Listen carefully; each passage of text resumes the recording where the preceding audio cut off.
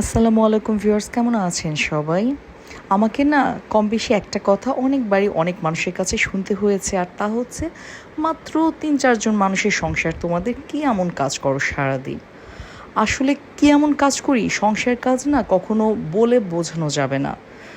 আর সংসারে আমাদের প্রতিদিন অনেক ছোট ছোট দায়িত্ব পালন করতে হয়, কিন্তু দেখা যায় যে ভালোবাসায় ভরা থাকে প্রতিটা কাজ। সত্যি কথা বলতে আমার কাছে ভীষণ ভালো লাগে নিজের সংসারের কাজ করতে, কিন্তু তারপর কাজ তো করতেই হয়, তাই না? আর এই ব্লগে আমি আমার জাস্ট একবেলার কিছু সামান্য কাজ দেখিয়েছি, এর বাহিরেও দেখা যায় আমাদের প্রতিদিন অসংখ্য কাজ করতে হয়। স্পেশালি যাদের ছোট বাচ্চা রয়েছে তারাই ভালো বলতে পারবে যে কী পরিমাণ এক্সট্রা কাজ তাদের করতে হয়। আর আমাদের যে সমস্ত আপুরা জব করেন এবং সংসার দুইটা একসাথে মেনটেন করেন, সেই সমস্ত আপুদের কথা তো মানে বলাই আসলে কারণ তাদের যে কতটা কষ্ট করতে হয় একই সাথে জব মেনটেন করা এবং একই সাথে সংসার মেনটেন করা আসলে অনেক কঠিন কাজ। আর কম বেশি প্রতিটা মেয়েরই সংসারের কাজ করতে হয়। হ্যাঁ, কিছু তো এক্সেপশন থাকে যাদের সেরকম সাপোর্ট থাকে, বাসায় আরও মানুষ থাকে।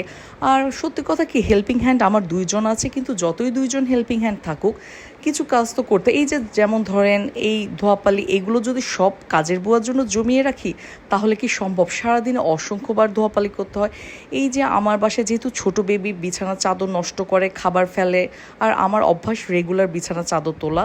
আর এত এত বিছানা চাদর তো আসলে আমি কাজের মেয়েদেরকে দিয়ে ধোয়াই না, কারণ ওরাও তো মানুষ। দেখা যায় ওদেরকে দিয়ে আমি অন্যান্য কাজ করাই, আর বড় বড় কাজ যেমন কাঁথা, বিছানা চাদর, এগুলো সবসময় আমি চেষ্টা করি ওয়াশিং মেশিনে নিজে ধুইতে। আর দেখা যায় যে ছোট বাচ্চা থাকলে ঘরের কাজ তো অনেক বেশি বেড়ে যায়।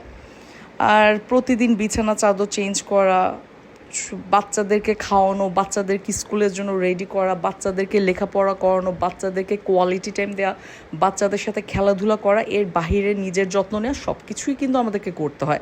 এই যে দেখেন আমার 2 জন হেল্পিং হ্যান্ড 2 বেলা আমার ঘর ঝাড়ু দেয়, তারপরেও কিন্তু এর বাহিরে আমার অসংখ্যবার ঘর ঝাড়ু দিতে হয়, কারণ ছোটো বাচ্চার ঘর একটু পরপর খাবার ফেলে, নোংরা করে, এইভাবে তো আর রেখে দেওয়া যায় না।